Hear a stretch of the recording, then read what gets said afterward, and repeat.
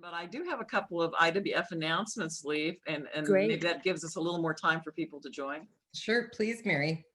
So for those who are guests, International Women's Forum is a global group of women leaders, 34 countries, over 7,000 women. We are a chapter on the West Coast, including Jacksonville, and we go from Tampa all the way down to Naples. There are 137 of us in this chapter.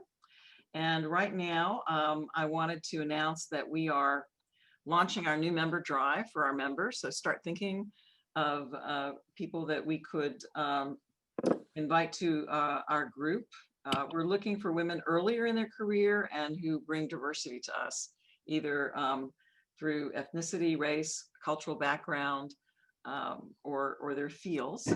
On March 18th, IWF Global is going to launch their global dine arounds. We'll have an opportunity as members to meet with women from all over the world in an intimate time, a couple of hours. March 25th, we're having another virtual conference. We usually meet face-to-face in various places in the world in the spring and in the fall. Spring will be virtual, and so we'll have an opportunity to attend an international conference without having to get on a plane. And then in September 29th, October 1st, we hope to be in Seattle for a global conference face-to-face. So, those of you who've brought guests, you are free to invite guests to the global conferences as well. Many people don't know that. So just to give you a heads up on that. Great. Anything else, Mary? That's it. Okay. Well, shall we get started, everybody? Please. Okay. Well, I want to start by recognizing Ann Jackson and Marlene Spalding, who unfortunately can't be here tonight. She had a last minute conflict because these two women really worked on organizing the content of tonight's program. So thank you, Ann and Marlene. And Ann, don't forget, you're going to write down questions as we're going through this that we can save at the end. You'll capture them. Oh, I also, okay. Okay, I'm gonna go get a pen. okay. I also want to thank Mary and Lucy for their support in putting this program together. And I also want to lift up the leadership of Linda Oberhaus. I don't know if she's on yet, but in looking at doing some research for tonight of what we have in the area, I was really impressed that Linda has built a new housing and healing shelter for sex trafficking victims. So please feel free to join in tonight's discussion as well, Linda. I think we have a lot going on in the country and world right now, that is for sure. And it's an important time for tonight's conversation. It's Human Trafficking Awareness Month. We have the Super Bowl coming into town, which I know Mike is going to talk about. And COVID has really revealed more inequities that exist. And it's also made more vulnerable those who are experiencing homelessness and have loss of jobs and have income issues, more vulnerable to sex trafficking. In fact, JAMA did a really interesting article in the fall about it. And Polaris is reporting that with more children online, over last year, there are reports of from 2 million to 4 million children being exploited online. So, oh my God, good that we have come together to talk about this. I want to welcome all our guests. And if you don't know me, I'm Lee Roper-Batker, and I am on the board down here of IWF. I'm a recent transplant to Florida, having been in Minnesota for most of my life. For 20 years, I was the CEO and president of the Women's Foundation of Minnesota. And I first became involved in the issue of child sex trafficking in 2010, when a group of grantee partners in law enforcement came and talked about a huge uptick that they were seeing in child vulnerability and the number of children being sex trafficked in Minnesota. Minnesota, like Florida, is in the top 10, according to the FBI, of places for sex trafficking that occur. And basically they came and said, well, what's the Women's Foundation going to do about this? I said, well, I need a few days or weeks and I'll get back to you. So at that time in Minnesota, this was 2010, there was no specialized healing or trauma-informed care. There was no housing. We didn't have a safe harbor law. So essentially, kids who were picked up who were involved in sex trafficking were put into the criminal justice system, into juvenile justice. And we knew that if we wanted to solve this issue, we needed to build a collective impact model and we needed cross-sector leadership. So we had county attorneys, we had law enforcement, we had elected officials, we had government, we had corporate leaders, religious leaders, survivor leaders, and advocates all design the way forward. And the good news and what I want to tell you is that we were able to create a sea change in Minnesota in 5 years. We raised $8 million and launched a Minnesota Girls Are Not for Sale initiative. And we went from, we changed the laws. We funded police training and investigation and technology.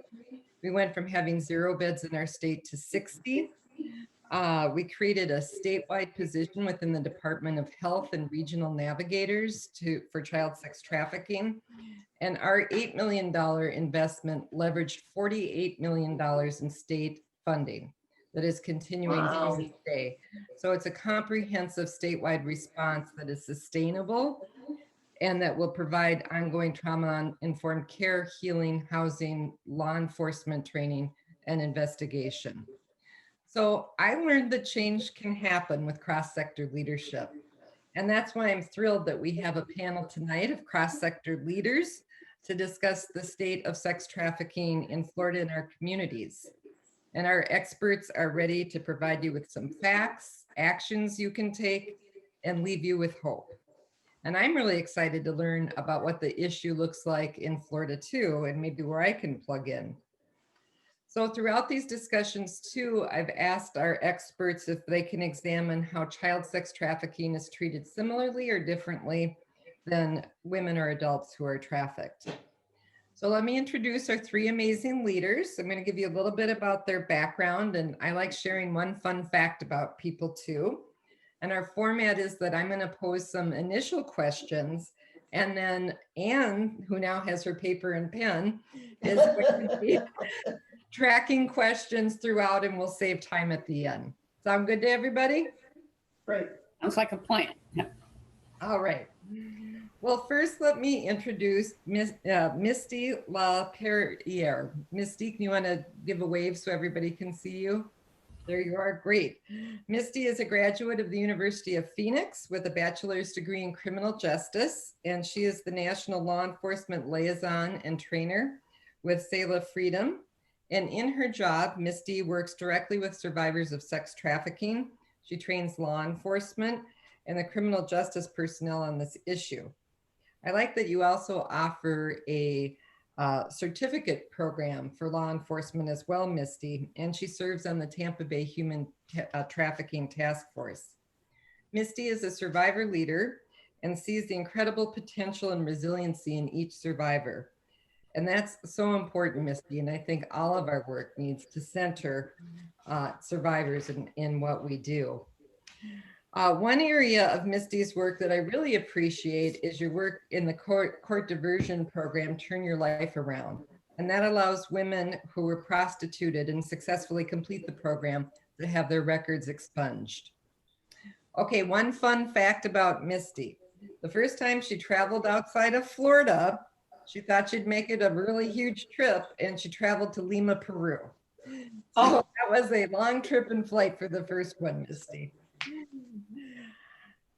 Next, I want to introduce Mike Victor. Mike, do you want to give a wave? And we're thrilled that we have a man here tonight. I always said that we're not going to see success in this issue unless we engage men and men as leaders too. So thank you for being here. Absolutely. Mike is the Executive Security Officer for the Office of the Mayor of Tampa. And prior to that, Mike retired from the Tampa Police Department as a corporal with over 30 years of experience. For his last 12 years, Mike was part of the FBI's Innocence Lost and Crimes Against Children Task Force, where he focused on human trafficking. And Mike reported that those last 12 years were the most meaningful of his career. Mike was also responsible for all the adult entertainment business in the city, to ensure that they were in compliance with the law. And these included things like strip clubs, massage parlors, and bathhouses, which we know can be gateways to women being prostituted. Okay, so one fun fact about Mike. Despite his daily courage in law enforcement, Mike is deathly afraid of alligators. How is that possible as a Floridian? All alligators, that is, except for the Florida Gators football team. So welcome, Mike. Thank you. Francine Donnarummo, do you want to give a wave? Hi, Francine. Francine is a graduate from the University of Pittsburgh School of Law, and her early legal career began in Pennsylvania in the civil arena and then in Wisconsin before moving to Florida over 20 years ago. Are you a Packers fan, Francine? No. Okay. I'm a Packers fan. Steelers fan. Unfortunately. Francine began working with the Office of the State Attorney, 20th Judicial Circuit in 1998.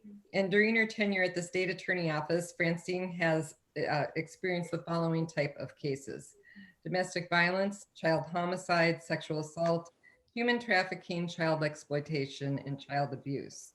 So on behalf of all of us, thank you for prosecuting those cases, Francine. Francine is the chief of the Special Victims Unit for the 20th Judicial Circuit, and in her supervisory role, she is involved in cases throughout 5 counties. She also takes time to educate and remain engaged in the community, as she's doing tonight. Thank you. One fun fact about Francine is that she leads a yoga class at her office once a week. So that's some good and needed self-care, Francine. So let's start with you, Francine. I'm hoping that you can help set the context and talk to us about what does sex trafficking look like in the state of Florida? Well, as you may know, Florida is ranked number 3 in the United States for the highest number of human trafficking cases, mainly because we're a tourist destination, among other reasons. And these statistics come primarily from the Polaris Project and the nationwide human trafficking hotline. We're trying to get statistics far more narrowed down to each region in Florida to better understand how the dynamics fluctuate throughout the state. For instance, Miami looks a lot different than it looks like here in the 20th Judicial Circuit in Naples or Lee County or Charlotte County area. So knowing that we have this high rate of human trafficking here, I can tell you from the 20th Judicial Circuit, which is our 5 counties, Collier, Lee, Charlotte, Hendry, and Glades County, most of our human trafficking cases that at least are brought to light look like prostitution cases or child exploitation cases as it relates to children and adults. These are victims of human trafficking who are being exploited by drug traffickers and those that are prostituting them. Our focus here in the 20th Judicial Circuit, knowing that children who are runaways, who are exploited, who are physically abused, are present and future victims of human trafficking. So I don't focus on exactly when it turns over, when I can actually prove human trafficking. I know that they're my victims now and my potential victims.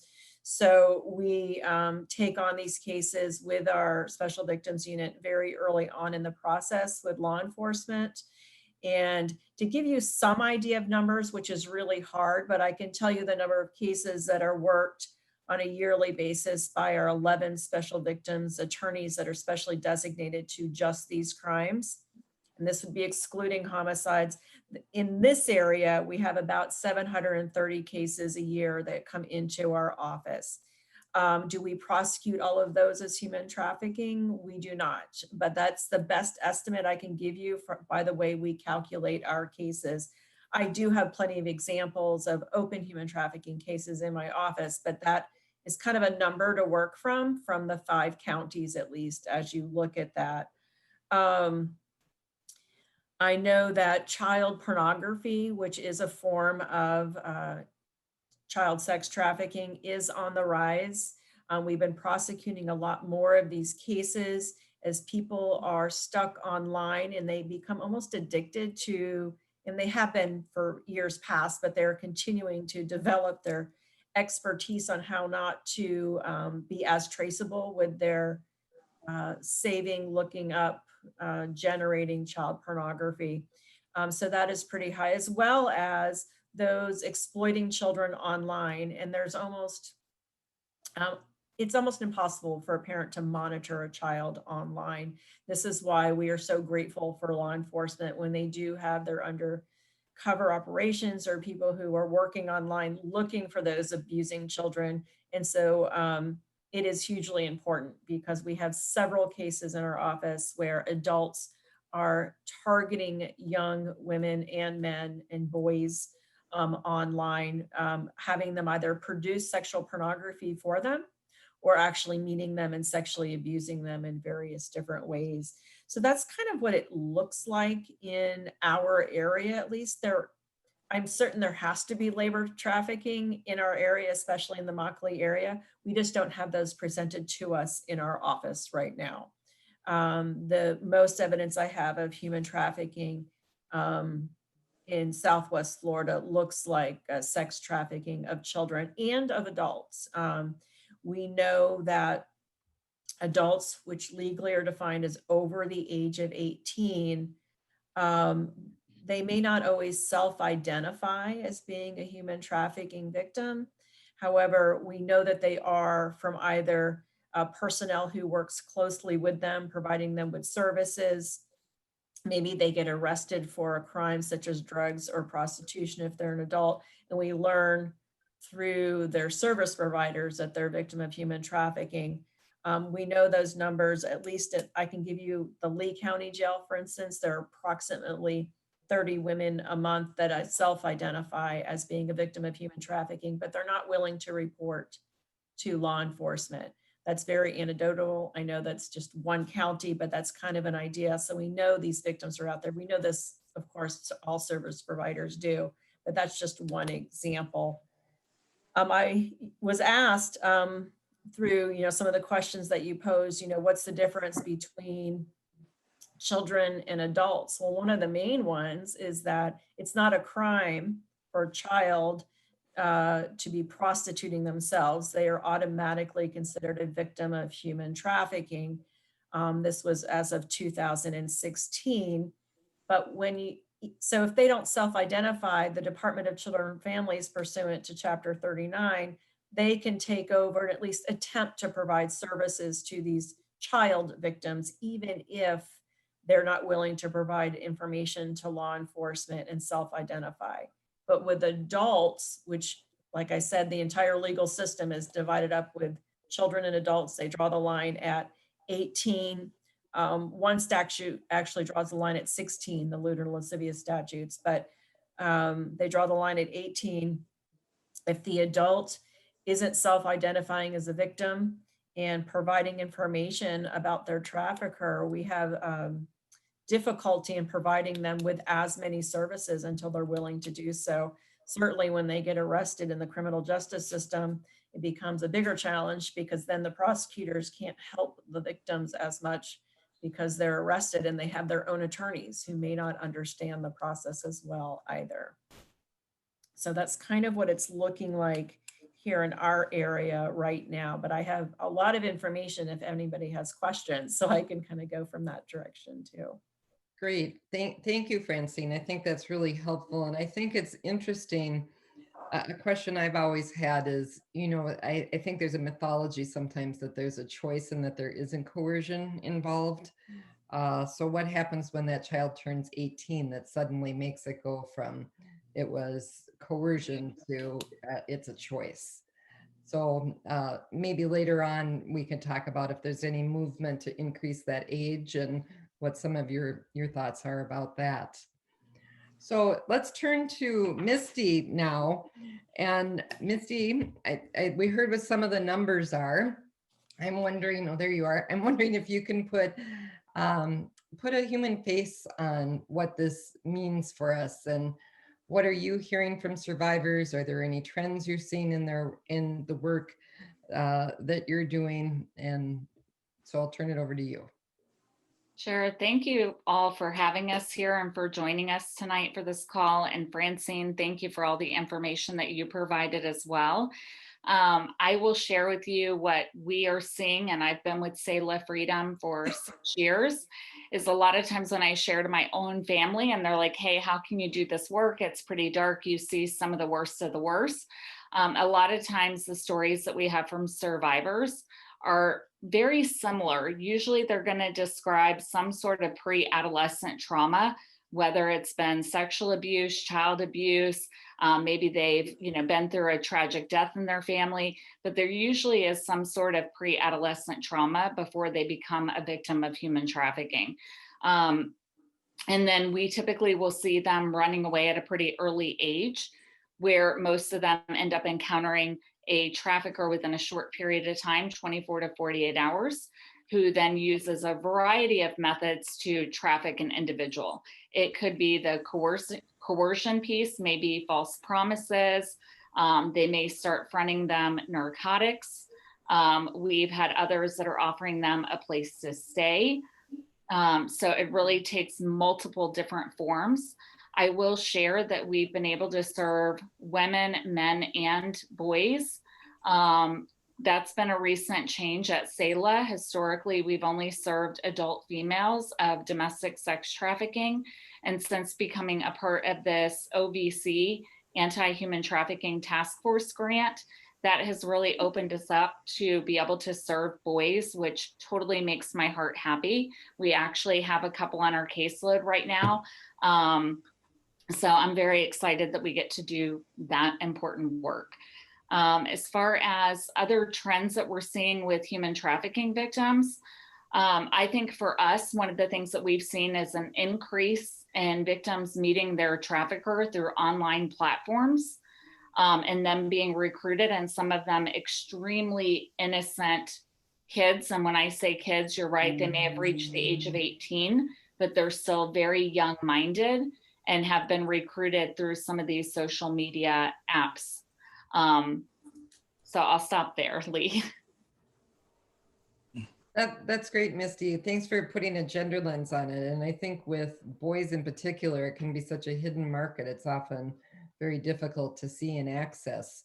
So you put a gender lens on it. I'm wondering if you could put a race lens on it for us. I know that in Minnesota, what we found is that it was largely Black women and Indigenous women who were being trafficked, and the buyers were mainly white men. And I'm wondering if you see any, just to put a race lens on for what that might look like here in Florida. I wish that I could go either one direction or another, but we have seen primarily what we've encountered at Selah Freedom is a large percentage of Caucasian women. I don't think it's because it's not happening to other races. I think quite opposite, maybe we're just not quite reaching or building the trust that we need with some of our minority communities who may believe this is a family issue, we will deal with it ourselves instead of bringing them into a program. So again, I don't think that it's not happening. I just think that that's, a market that, not a market, that's a group of people that traditionally tend to handle things within their own family. And so that's usually the feedback we get with even any of the minorities that we serve through our program is, again, that a lot of times it's just not talked about. Thank you. I don't know if you're familiar with Breaking Free, but they're an Afrocentric based survivor housing and trauma informed healing center. It might be interesting to reach out to them just to compare some strategies. And Mike, I'm wondering, so we all know you were in law enforcement before joining the mayor's office and had 12 years out of your 30 spent in this area. And I'm wondering if you can talk about what did you see and experience being in law enforcement over that arc of time and how this issue was treated, and have you seen it treated any differently? First of all, thank you for having me. I started my career in late 88, 89. And during that time frame, I started working prostitution, mostly the street track. But, I worked prostitution on and off throughout my whole career for the most part. And, started working human trafficking early on when law enforcement didn't really even know that problem. Back then it was just called juvenile prostitution. The law enforcement didn't know how to investigate pimps or traffickers back then. And these kids would be looked at, they'd just be booked into the juvenile detention facility, prostitution charges. And when they simply got out, they went right back to their pimp. So, we as law enforcement had to change how we looked at and investigated these type of cases. And that was roughly about, for us in Tampa, it was roughly 2007 as part of the Innocence Lost Task. I became a member of this task force, and we started taking a look at it and figured out what we were doing wrong, what we were doing right, which was very, very little because we just kept arresting most of you.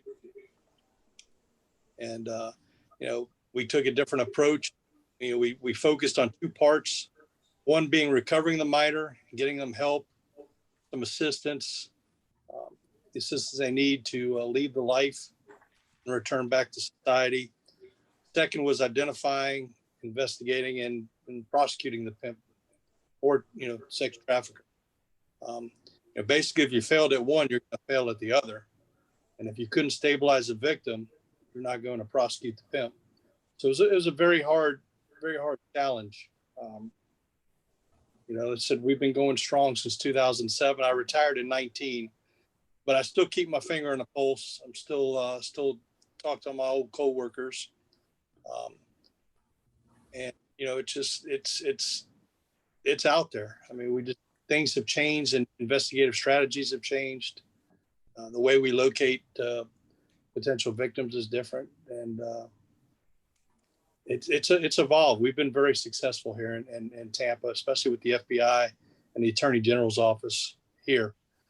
It's nice to have, we have a very good prosecutor here, federally and on the state side. And it's nice to have your mayor and chief of police, backing, being supportive of the human trafficking investigations. So for us, it was a lot of learning, a lot of nights, and, we ended up being successful. That's great. I'm wondering if you and maybe Francine too could speak to, I think a lot of this issue hinges on changing men's behavior. And I'm wondering if there are any kind of John schools that men are directed to down here. I'm wondering just how you see some of that change happening. Well, for me, I think most males who engage in prostitution, as Johns, are looking to, pay for sex. We do have a John school here. We don't have a lot of guys from the John perspective looking for underage minors, but they do happen. They're rare here. A vast majority of our Johns are clearly looking to pay for sex, but with an adult, I do believe that the John schools can be effective, as a lot of these Johns are repeat offenders. To work towards educating them on human trafficking and the damage it causes to the victims. Also increase the penalties associated with prostitution arrest. I think with each time you're charged with that offense, there also needs to be a level of, in my opinion, shame involved when you're caught engaging in prostitution. And these guys or Johns typically don't want their wives or family finding out. And I think they need to be shamed a little bit more and to kind of curb it. So I can add to some of that legislation, which it became effective January 1, 2021. There's now a solicitation for prostitution public database. Florida Department of Law Enforcement established this. So those who are arrested for soliciting prostitutes will be placed on this database. It's a public database and you can look it up. Yes, they're on it for 5 years. Now, if they don't reoffend, they'll come off in 5 years, but if they reoffend, they'll remain on the database. I do think it is up to our media to keep up on it when people are arrested for a prostitution sting and those that are arrested for purchasing sex. They should be Hopefully listed tomorrow. in the news, but we also have this database now. I haven't actually been able to look it up yet, so I'm going to practice to see how I can find it, but it is now in effect. So that is wonderful. I think I know we have a 1 hour class for those who are arrested. I'm a cynic. I don't think it does much good for those arrested for purchasing people for sex. I don't know how 1 hour is going to change anybody's point of view Yeah. if that's what you do, but that's me. And if people have had success, that's great. I'm not putting down the schools in any way. I'm just not as optimistic as some. I think that making people publicly shamed, letting people know that this exists. And I would like a zero tolerance in the workplace. If you're arrested or even just known to have purchased a prostitute, that it'll be a zero tolerance policy in businesses and you won't be employed anymore, even if you're not prosecuted. I mean, that kind of would be my way of really trying to curb people from purchasing, curb the demand of sex. But I don't, everybody has a different point of view. I like that. Thank you, Francine. Congratulations on that database. That's huge. And we should make the large employers in Florida, their HR departments, aware of how they can look at that and ensure their employees aren't on it. And you're right, we keep it as a private issue, not a public issue, where if we had pressure and said, hey, Mike, this isn't okay at our corporation that you're buying sex. And so I think that's a great strategy. Misty, this is Linda Oberhaus. And I was wondering if Misty might be able to speak with us a little bit about the Sarasota Police Department, especially, since we're talking about the possibility about shaming these guys and to stop buying women and girls for sex, because I just think they've done a phenomenal job. And, I think we've talked to Francine about it, the state attorney's office, and our local law enforcement about wanting to replicate that in Collier County.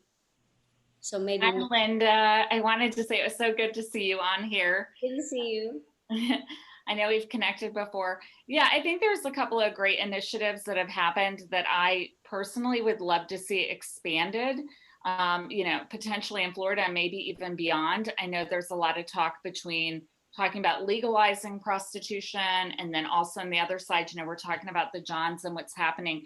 So I'll just share what Sarasota Police Department has been doing. So it started, and Mike, just like what you had mentioned, when we first went and approached Sarasota Police Department and said, hey, we're Selah Freedom, we're here to help you with your human trafficking problem, they were like, we don't have one of those. And so we had to really build some rapport with them and come back to the table, and then kind of reframed our question and said, hey, could we help with the prostitution problem? And they're like, oh yeah, we have one of those. And so out of that, we started doing training with Sarasota Police Department. We began being invited on operations with them, both on the prostitution operations and on John operations. I will share with you what Sarasota Police Department does is they quit publishing any of the women arrested for prostitution on social media and newspapers. They don't advertise their arrests, even if they happen. They do, however, publish the arrests of the Johns or the buyers. And the other thing that they do is, because a lot of these people are very smart in what they do, and especially if they've been doing it for a long time, they know the rules of law enforcement and sometimes what the undercover officers can and cannot do. And so what they do is every encounter is audio and video recorded.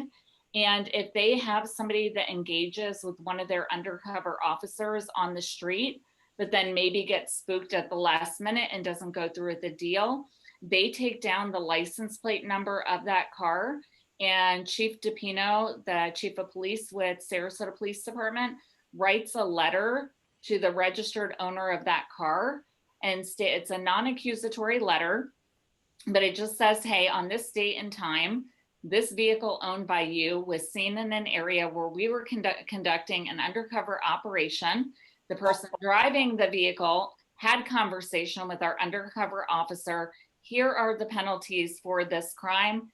You might want to be aware of this. Sincerely, Chief DePino, and it goes out to them. So you can only imagine the calls that they've gotten from maybe a spouse that was like, I thought you were working in Tampa today. Like, what's this? So you can only imagine the calls that that's generated. So that is one of the things that they've done on the buyer side. And then also on the prostitution side, we built a partnership with Sarasota Police Department. This is where it started. We built one with Sarasota Police Department, the 12th Judicial Circuit State Attorney's Office, our local detox partner, which is First Step Detox, and then Selah Freedom as the victim service provider for victims of human trafficking. Because what we realized is arresting these women over and over was doing nothing to stop the problem. If anything, they were just getting more like scarlet letters on their, criminal history.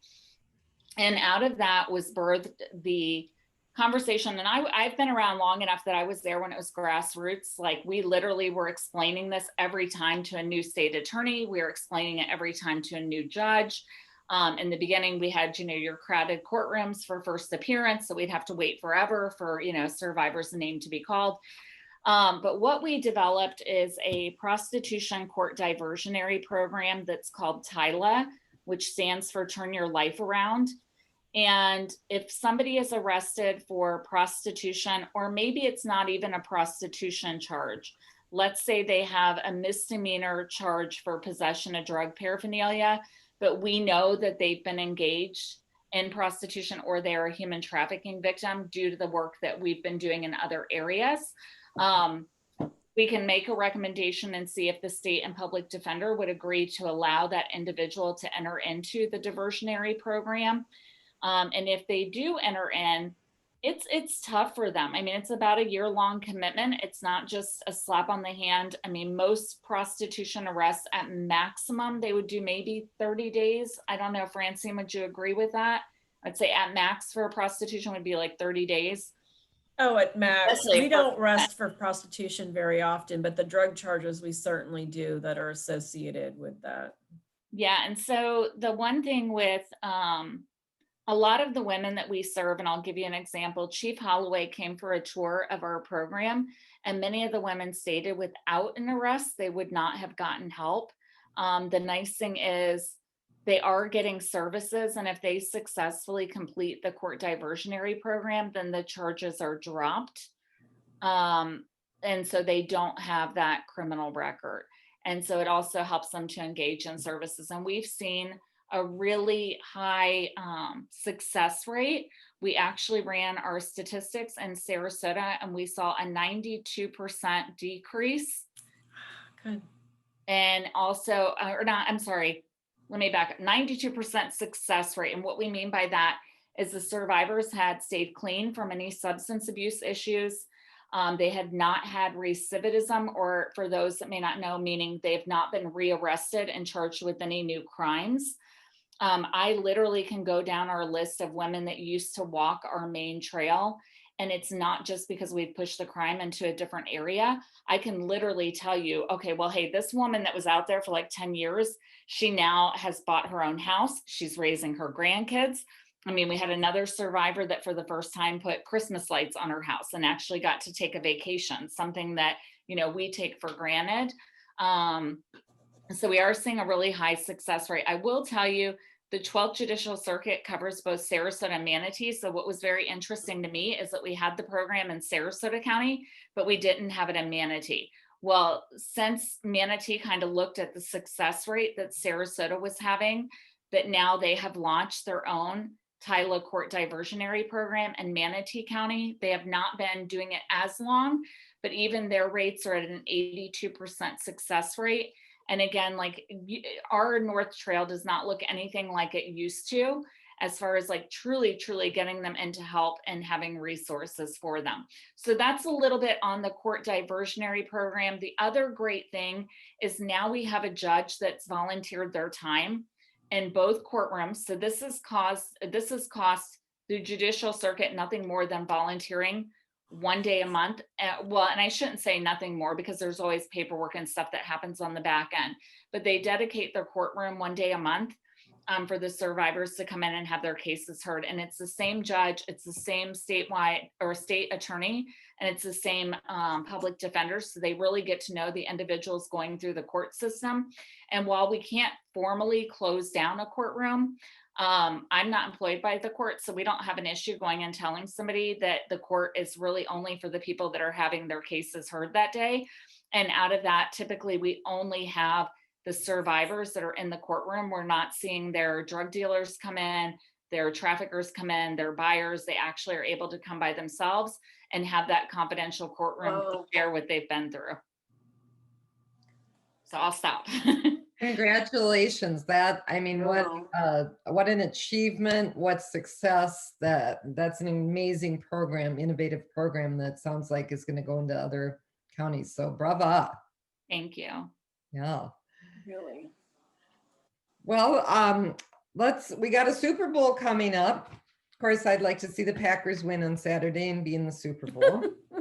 And Mike, we know that sex trafficking is a 365 day event, not just a big event, but can you tell us what plans you've been a part of and what's in place for the Super Bowl or other large scale events and conferences that come to town?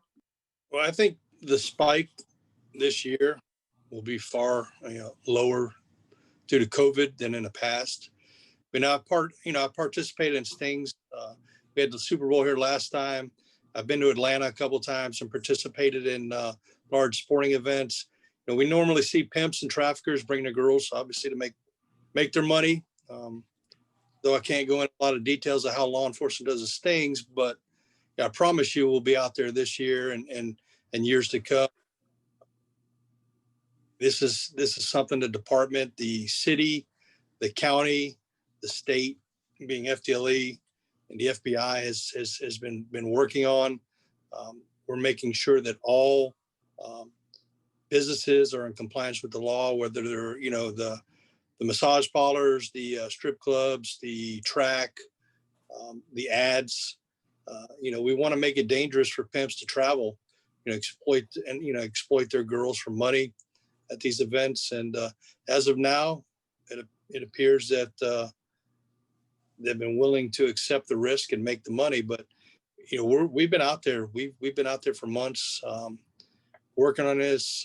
It's a big between us, the county, city and county code enforcement, making sure that all the massage parlors have the proper signage, everybody's licensed, everybody has government ID. We're all over these, doing these things. Now it's a lot different now, doing some of these things, because I remember in the past Super Bowl where we did recover some juveniles, and that that was probably one of the best early on cases in my career.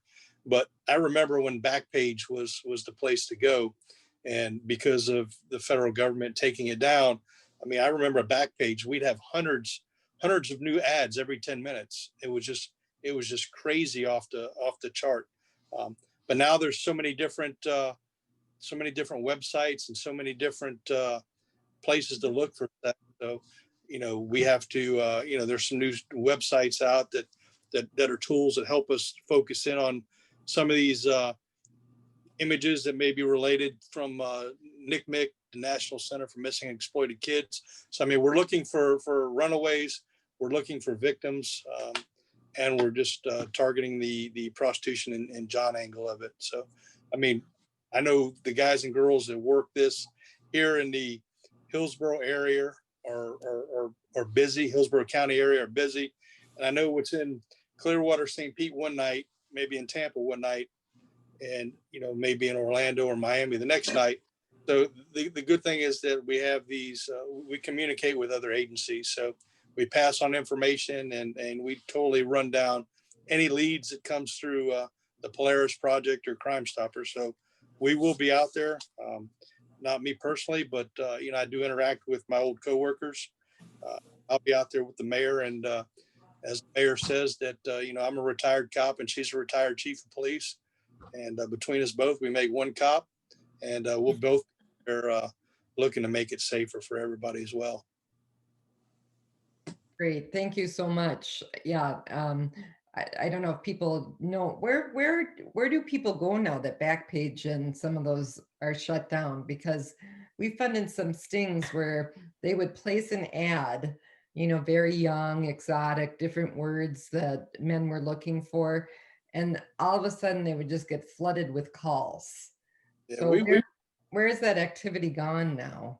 it's all on these different websites. I mean, if you, I mean, there's all kinds of activity, whether it's USA Sex Guide or there's, if you just Google escort sites, there's going to be a ton of them pop up. We have some software that helps us sift through it and go through the photographs and try to pin them down and look and see where they've been traveling from. And I mean, it's changed. Technology's changed. I mean, you know, the way they do business changes. I mean, they use apps for cash apps now instead of old fashioned cash, and, you know, want you to pay first. But we do a lot of that in regards to, we have a city ordinance here that we use.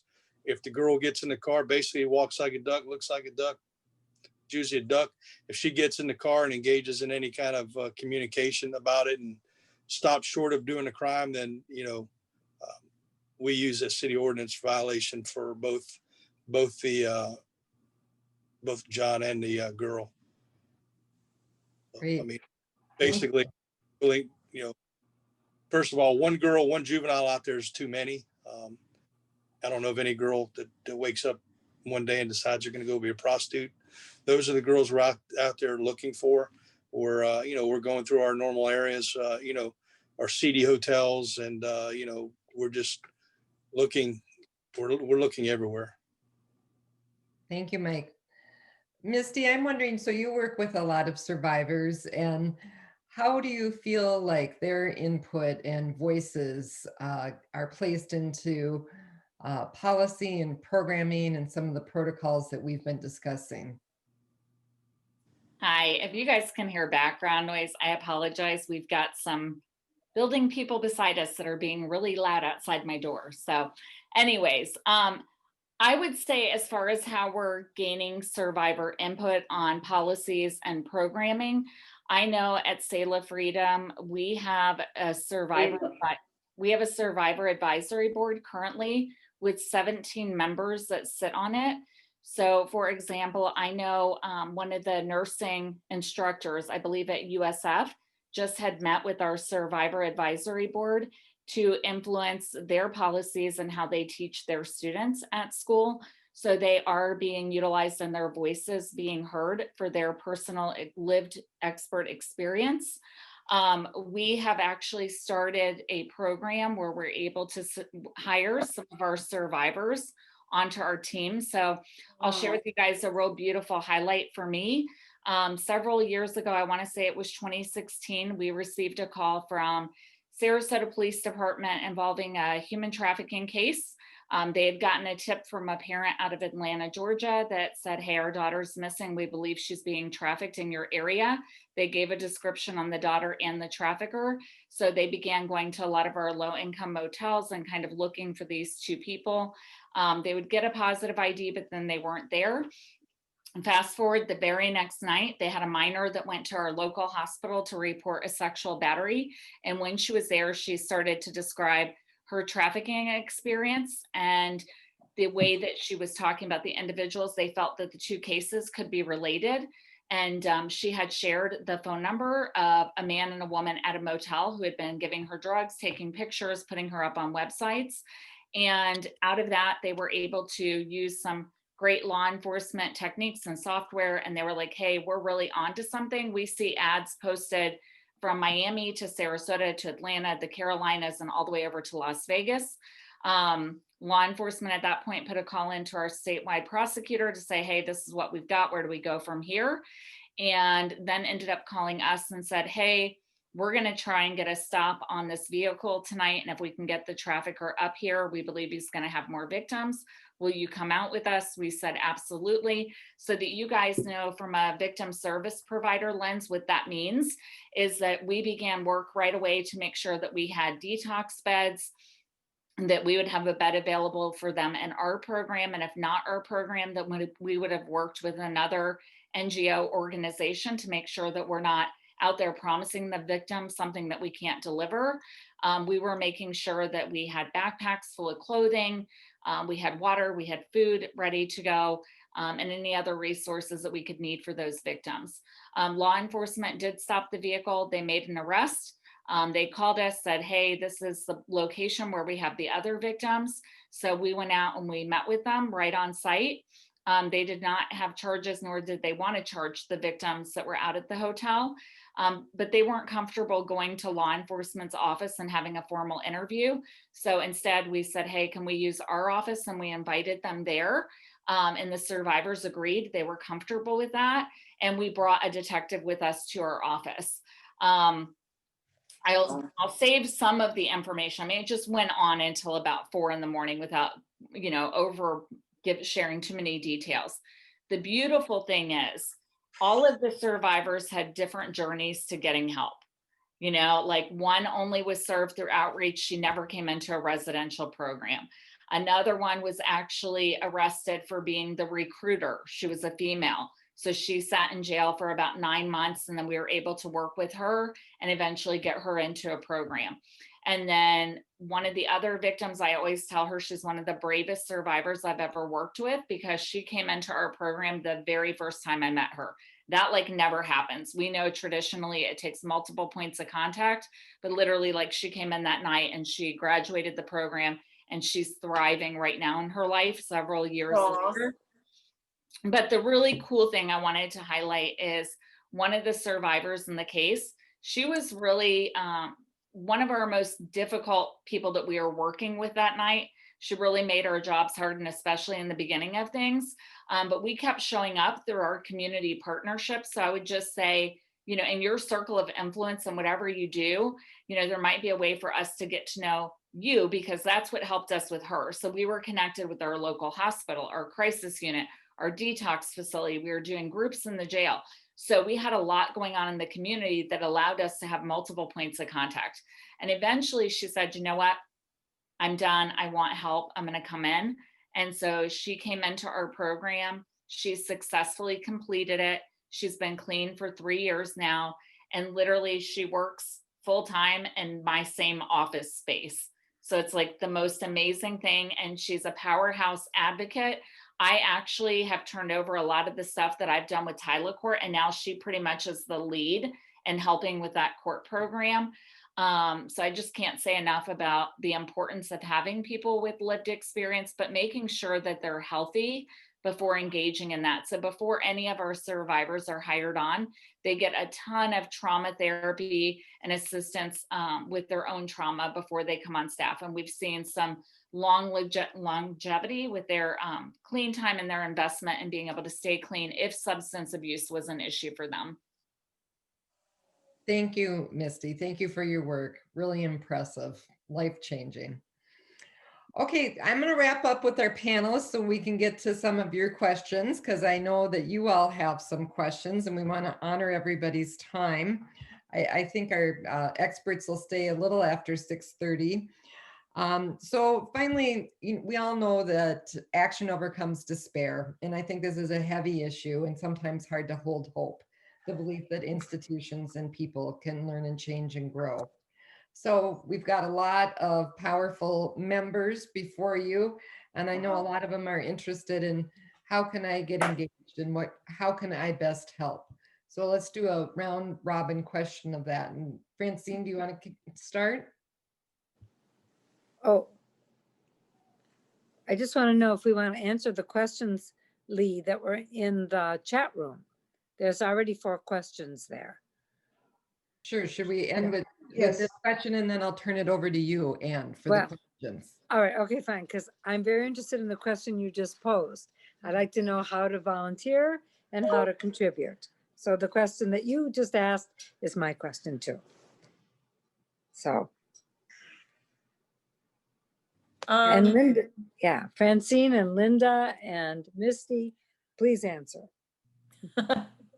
Well, for me, it's hard because similar to domestic violence and sexual violence, human trafficking also requires people to understand it, which I think y'all are beginning to really understand the dynamics of human trafficking and what can you do. Clearly, on a financial level, you can donate to the women's shelters and programs like Sailor Freedom, who are really making great strides in their respective communities. If you work in the business world and run your business, you can have a zero tolerance policy on the demand side of things. And also just understanding when you come across somebody that is a suspected victim of human trafficking, they're not going to be, you know, somebody you can save, but if you understand them, you have compassion, you're kind, maybe you can call the hotline or make sure that the services that they do need, they're well funded enough so that they can take them in. There's nothing on an individual level you should be doing when you come across a human trafficking victim. You can't save them. You probably should not, you know, try to engage them and retract them from a situation that's very dangerous. Traffickers are very dangerous and they're always very much around their the women that they prostitute and traffic. But if you have influence over even frankly your family members, your church members, or whoever you have contact with, they really need to monitor the social media accounts of the children, of their children, and learn how to do it. There are many tutorials online, and it is huge. If you don't monitor children online, we can't expect law enforcement to do all of the monitoring online to make sure that they're not being solicited online. So really taking an active role in that and encouraging others to do that. There are restrictions on phones that you can do to track them. Thank you. Misty? I would just say if there's, you know, very much as what Francine has shared, if you see something, say something. I know the Greater Tampa Bay Human Trafficking Task Force has developed an app. So if you go to the App Store and look at the Greater Tampa Bay Human Trafficking Task Force, that's a real easy way to report any tips that you might have that'll go straight to a human trafficking investigator instead of having to go through multiple layers. Of course, if it's something where you think there's imminent danger, then of course you're going to call 911 first. But if you do have tips, reporting it that way. Other tangible ways to get involved. We do have a volunteer process. So if somebody's interested in getting hands-on and volunteering with the work that we do, you would go to our website, which I'll put in the chat box. It's www.salafreedom.com. In addition to that, I was going to say we are gearing up for Super Bowl. A real simple ask, if anyone wants, we would love blankets for the Super Bowl. I know we have a couple of groups collecting them. So if that's something you like to do, I mean, we're always open to that, to give to survivors. But otherwise, I would just say really the most important thing is if you see something, say something. If you have youth, we do have a free online training, especially during COVID, to help protect maybe your grandchildren, children. You know, if there's people that you work with that have children, those trainings are up on our website and they are free, and they talk about the dangers of different social media apps and how kids can protect themselves. So those are a couple of tangible takeaway items. Thank you, Misty. Great. Mike? I agree with you. I would just say that all complaints are thoroughly investigated. So, you know, the department, we all need everybody else's eyes and ears to help us because they may see things at, you know, hotel, restaurant, convenience store, see somebody, you know, just loitering around. So Oh, good old Blake, kind of jerk. give us a call. Yeah. No, he's not. Can I just share one quick highlight that I wanted to share where we talk about turning over information? So even as a victim service provider, I had a survivor that I've had a lot of contact with for multiple years, and she had been gone for 2 months. And I happened to see her post pop up on social media and began communication. And out of that, I was able to gather enough information to turn it over to law enforcement. And I'm happy to report with you guys, but on Thursday night, we actually recovered her from her trafficker and arrested him.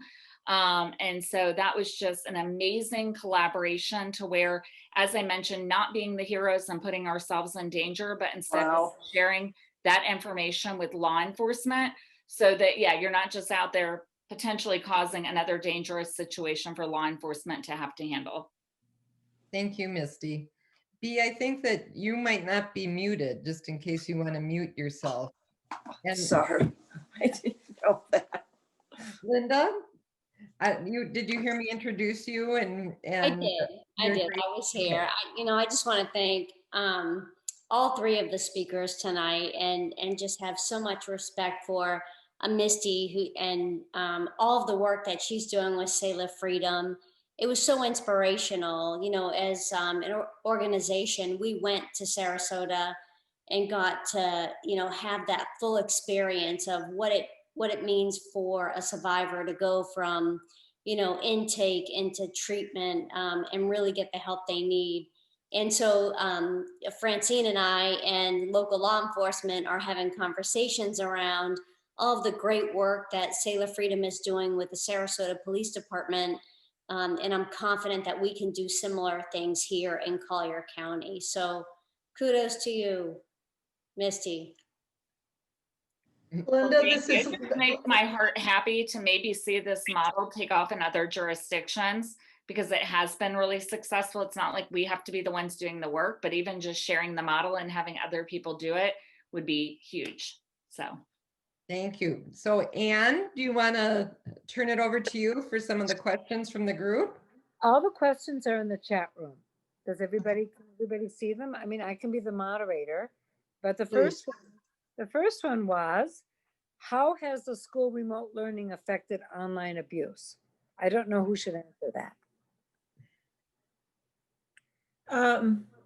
It's increased it, but it's hard to, really give you a number. The longer you have kids not in school and unmonitored at home and online, we have had additional cases with online sexual exploitation, and kids need to be monitored in a classroom and not on social media during the day. That is the biggest danger. I can't quantify it, however, I'm sorry.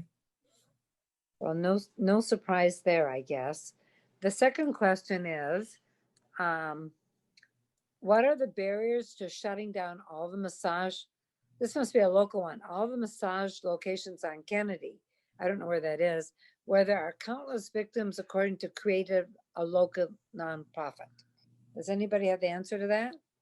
Well, the COVID is helping us out with those massage parlors, because I think some of them have just the problem with the massage parlors, I mean, they're essentially a brothel, but when it comes down to human trafficking, is getting somebody to identify as a potential victim. I mean, we've done hundreds and hundreds of cases in those places, and they all have their ID, they all have their passports, and they all, we bring a translator when we go there. And the problem is, if they don't identify as a victim of human trafficking, then we really don't have nothing but just the prostitution. Wow.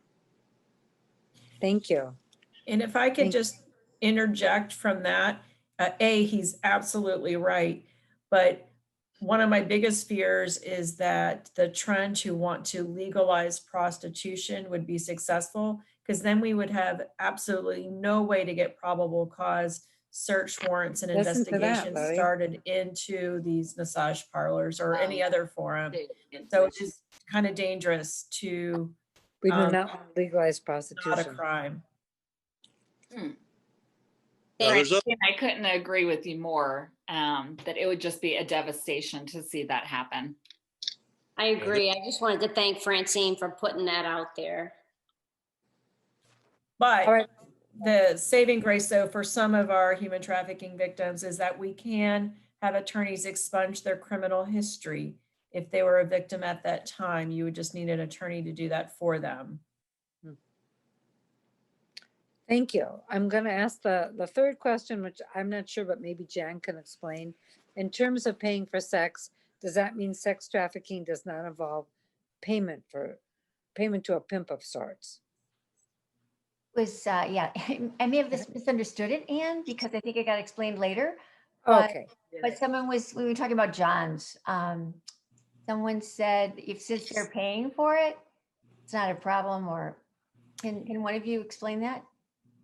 I mean, isn't there a John in every case? Isn't someone paying for the sex, rather whether it's human trafficked sex or a prostitute that's on her own, if that's possible?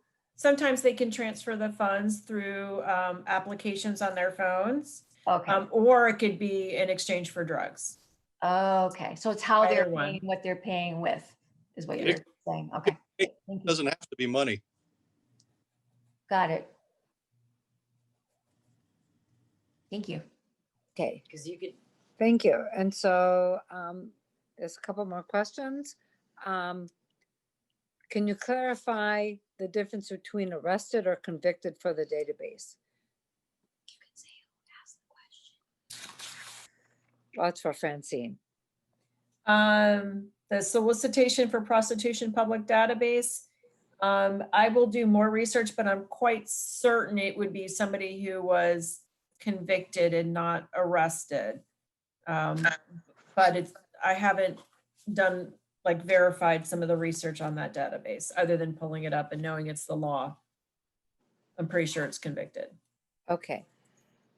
Thank you. The next question is, we've been talking about low-end trafficking, but there is high-end trafficking as well.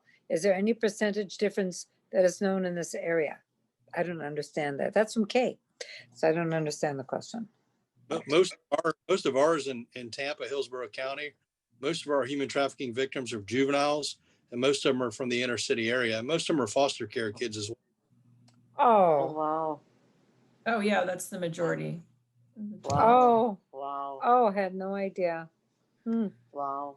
So I can just want to speak to that for a second. This is Linda, and Hi, just Linda. say, we've seen a difference here in Collier County, and there's a survivor of human trafficking who we work very closely with, who makes a distinction between the low end and the high end victims of human trafficking. And when I say low end, high end, I mean the difference between a girl coming out of foster care system and is recruited out of the foster care system versus just a naive girl who may be going to a local college, for example. And so when she made this distinction, she said the girls coming out of the foster care system, they're usually trafficked in the lower end motels. And then she said, and she said, girls like me who don't have tattoos, who came from good homes, who just naively believed what this boyfriend was saying to me, they trafficked me at literally the highest end hotels in Naples and the highest end communities as well. So. Well, when I used to work with CBS Sports, and we did, a lot at Super Bowls. And I remember, the issues of, as you've just mentioned, the very high end expensive hotels with very good looking, whether college women or whatever. But it was a big issue of the high end as well as the low end number of trafficking incidents. Well, I tell you, they were quite shocked when I jumped on the phone with them to let them know that they were having girls trafficked at their hotel because we're good partners with them, and believe me, they jumped to it and they got all their staff trained, and they said, because it just so happened the conversation happened with the media, with the news media, but it wasn't on camera, it was off camera. And she said, this isn't going to be on the news, is it? Which was kind of funny.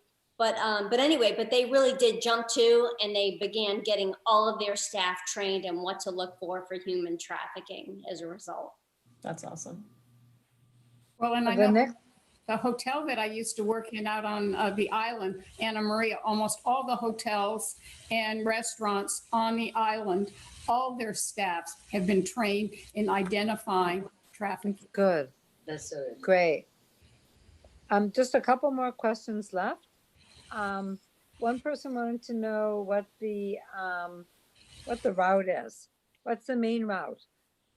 Or is it route? by which victims are pulled into this awful process from the beginning. Although I think we just heard several different versions, but I don't know who wants to answer that.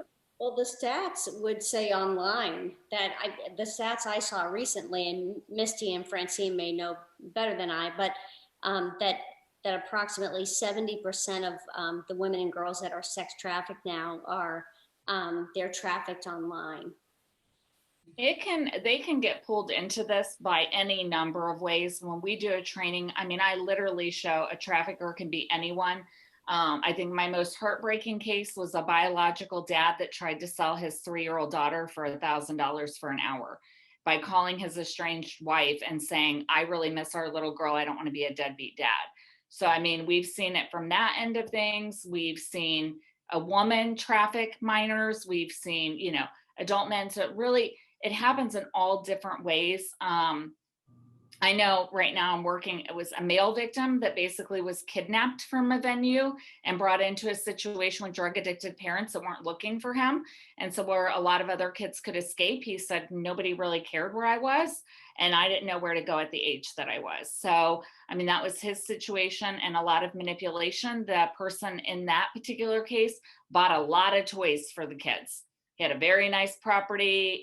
One of the kids ended up with a brand new Mustang. They raced 4-wheelers. I mean, there was just a lot. Another case that I had, the trafficker used drugs. So he would find homeless, drug addicted women and say, hey, you look really tired and like you need a place to sleep.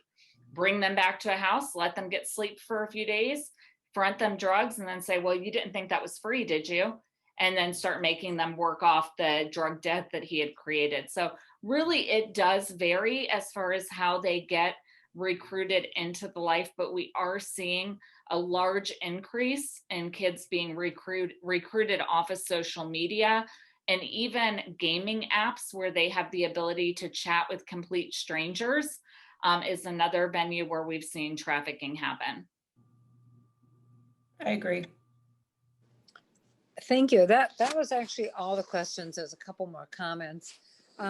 One of my interests in this was we'd had several speakers. I live in Englewood, you know, on Minnesota Key, and I wasn't sure, you know, who's active, where's the best place to volunteer, where's the best place to donate. I think everybody here, I just can't thank you enough for putting this together. There was, when we were putting this together and talking to everybody, I think the quote might have been from Lee, that during the Super Bowl, it's easier to order a young girl to your hotel room than a pizza. And that just like seared my brain. And that's, I think, one of the reasons that we're all here together. I don't know if this was recorded, but I would like to share this with friends. If not, I'll share the references and Cell of Freedom. And Linda, I know you are doing amazing things too, building the new facility. So Lee, if you'd like to close, it was just a fantastic session. Thank you, Ann. I have a good friend who's African American and is formerly was prostituted, and her gateway was through strip clubs. And she said, never forget, this isn't the oldest profession. This is the oldest oppression. Oh, as a group that champions women's equity, that this is an issue we could solve in our lifetime if we really tackle it. And we know it's either the second or third biggest business maker for organized crime, and where we need to focus resources. And one of the research studies we did showed that children are recruited wherever children are, and that those who are most vulnerable are most likely to be exploited.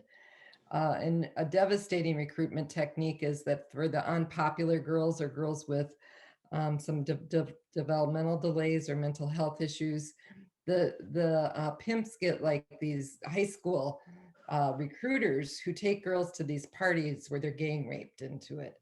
So I just think we just have to wrap around our youth and protect them and protect young women. And I saw that one person was already talking to her granddaughter about this. So Thank you all for being a part of this. Thank you, Thank you. Anne, for spurring this on, but Thank particular you. incredible thanks to Francine and to Misty and to Mike and To to Mike. Linda for your leadership on this in this field every day and for the work you do to create a safer world. So we applaud you all and we thank you. Thank you. Thank you for Thank you, having Lee. us. Thank you. you for having us. Thank you Thank you very for much. coming. Thank you very much. Thank you, everybody. Great session. Good Thank luck you. with good luck with the Super Bowl. Everything else. Michael. Good. All right. Bye-bye. Thank you. Thank you all. Bye. Bye, guys. Bye. Thank you. Take care.